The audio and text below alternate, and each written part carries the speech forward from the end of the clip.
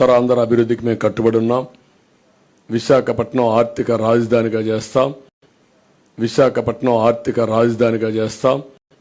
విశాఖపట్నం ఆర్థిక రాజధానిగా చేస్తాం. ఇవాళ అమరావతి డెవలప్ చేయడానికి మన దగ్గర అంత డబ్బులు లేవు. సో విశాఖపట్నమే ఇంకా ఫాస్ట్గా పెరుగుతుంది.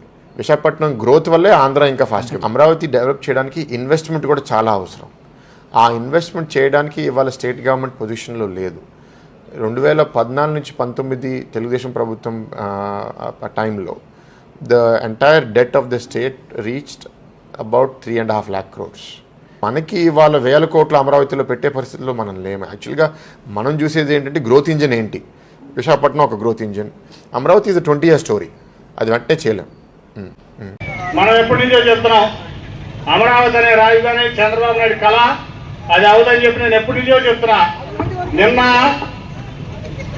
టీడీపీ ఎంపీ విశాఖపట్నం ఎంపీ అభ్యర్థి స్వయానా బాలకృష్ణ గారి అల్లుడు ఆయన చెప్తున్నాడు విశాఖపట్నం రాజధాని అయితే బ్రహ్మాండంగా ఉంది, అమరావతి ఇంక 20 ఏళ్ళకు కూడా అవుదని చెప్పి వాళ్ళే చెప్తున్నారు. జగన్మోహన్ రెడ్డి గారు నిర్ణయం చెప్పిందని ఖండిస్తారు.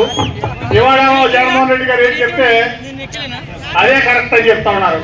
వాళ్ళు ఏమంటున్నాడు, వాళ్ళ ఎంపీ అభ్యర్థి వైజాగ్ ఎంపీ అభ్యర్థి ఏమన్నాడు, బాలకృష్ణ గారు అల్లుడు వైజాగ్ క్యాపిటల్ అయితే చిన్న బ్రహ్మాండంగా ఉంది, వైజాగ్ అయితే తొందరగా అభివృద్ధి చెందుతుంది, అమరావతి అయితే 25 ఏళ్ళకు కూడా అభివృద్ధి చెందని ఎవరు చెప్పారు? వాళ్ళ ఎంపీ అభ్యర్థి, మనం చెప్పలా. సో ఏదైనా సరే అన్ని పచ్చి అబద్ధాలు చంద్రబాబు నాయుడు గారు చెప్పేది, తెలుగుదేశం పార్టీ చెప్పేది.